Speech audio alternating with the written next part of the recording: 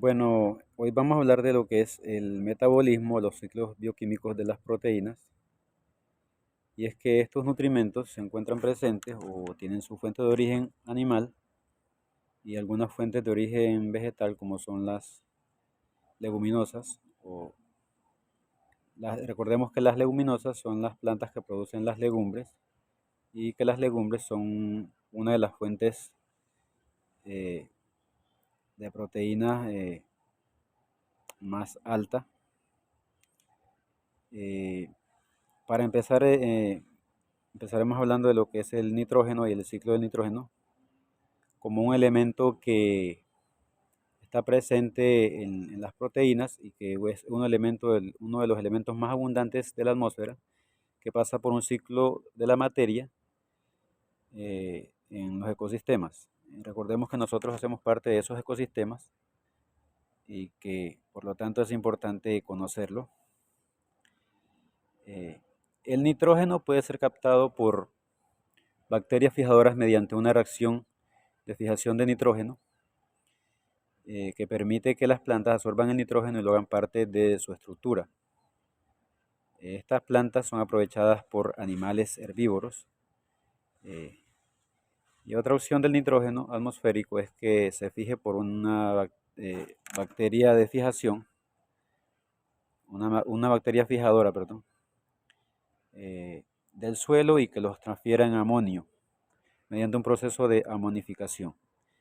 Este amonio puede convertirse en nitrito mediante un proceso de nitrificación por parte de bacterias nitrificantes y otras bacterias nitrificantes que lo van a convertir esos nitritos en nitratos.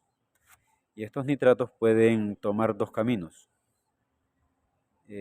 Uno es que mediante bacterias desnitrificantes convertirse en nitrógeno atmosférico y volver nuevamente a la atmósfera o al medio. Este nitrito puede ser asimilado por las plantas para que incorpore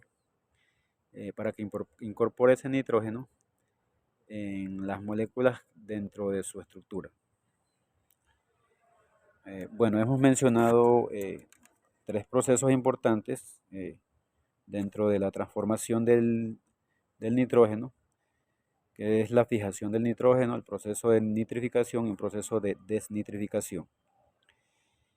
Eh, el nitrato, eh, los nitratos pueden ser asimilados por las plantas y las plantas ser consumidas por animales herbívoros, y estos animales herbívoros van a producir desechos que van a ser descompuestos por organismos como hongos y bacterias, y las plantas generar desechos cuando mueren y pasan por el mismo ciclo o proceso. Y estos organismos descomponedores eh, las transforman en amonio para integrarse nuevamente al ciclo, en el ciclo de la vida, como lo podemos observar en, en el ambiente. Bueno, ¿por qué es importante el nitrógeno en nuestras vidas o en la vida de los seres vivos? El nitrógeno es un elemento que forma parte de las biomoléculas que conocemos como proteínas.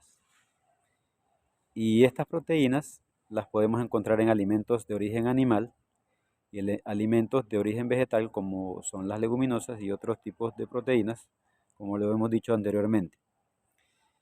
La digestión de las proteínas se lleva a cabo o comienza, ya saben, en el estómago con la digestión. Una vez que comemos un pedazo de carne o ingerimos pescado o cualquier tipo de alimentos, una porción de leguminosa, lo que sea, entonces el estómago empieza su proceso digestivo y va a producir una sustancia que se llama pepsina, que es una enzima que se encarga de separar o catalizar esas uniones de aminoácidos presentes en las cadenas de las proteínas, comenzando a formar cadenas más pequeñas, conocidas como péptidos. En el intestino delgado, la digestión se lleva a cabo gracias a la acción de las enzimas del jugo pancreático, como son la tripsina, la quimiotripsina, elastasa, carboxipeptidasa,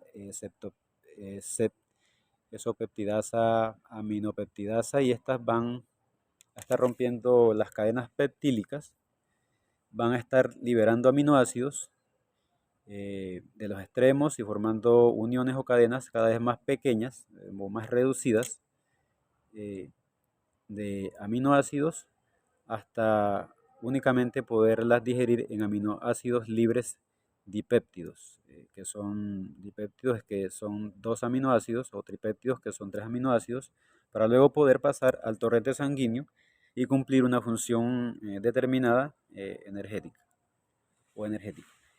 Bueno, estos aminoácidos que se formaron en el proceso digestivo, van a sufrir un metabolismo a nivel celular.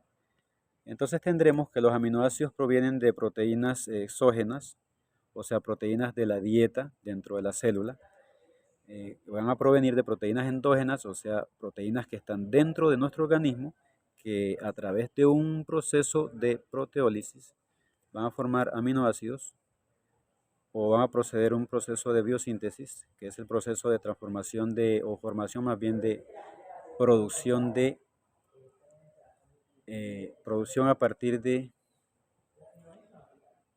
alfa-cetoácidos, y estos aminoácidos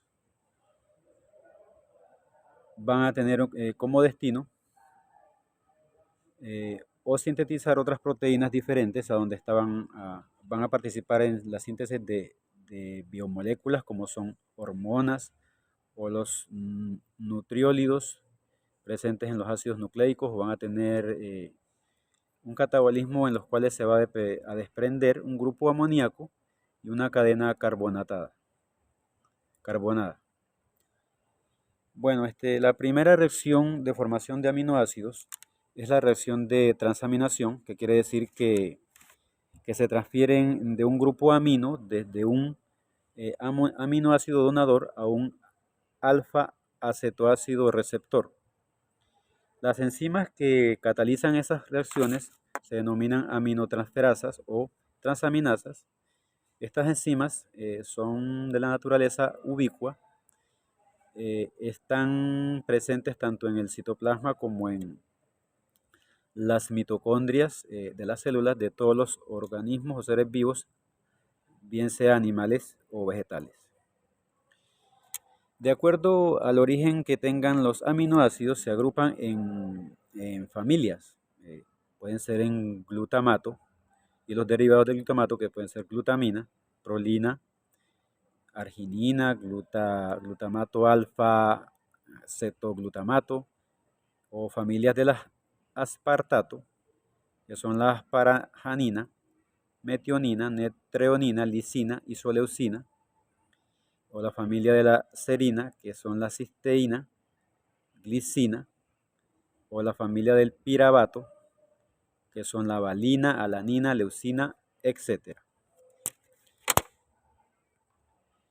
Bueno, después vamos a tener que tener un proceso que se determina como desaminación. Este puede ser un proceso catabólico, en el sentido de que vamos a separar el grupo amino, el aminoácido al aminoácido. Básicamente este proceso consiste en que se separa el grupo amino y queda lo que se conoce como la cadena carbonatada o el esqueleto del carbono del aminoácido, o sea que queda una molécula que solo va a tener carbono y oxígeno. Ya no va a tener el grupo amino. Este proceso lo llevan a cabo enzimas que se conocen como desaminasas. Este proceso catabólico es productor de energía NADH, que va a servir para producir un cetoácido que va a tener un destino según sea la necesidad de nuestro organismo. El catabolismo de los aminoácidos va a implicar que los aminoácidos desaminados o sin grupo amino entren a formar parte del ciclo de Krebs. Este ciclo es importante para que se produzca energía, y estos aminoácidos, de acuerdo a cómo entran a este ciclo y lo que producen, van a ser glucogénicos o cetogénicos. Los glucogénicos entran al ciclo y se van hacia la producción de glucosa, o sale satato, glucosa mediante el proceso de gluconeogénesis. o producir glucosa a partir de compuestos diferentes a la glucosa, y los cetogénicos, que entran al ciclo del ácido tricarboxilo para producir acetato y formar cuerpos etónicos. En la diseminación se va a liberar el grupo amonio o amoníaco de los aminoácidos.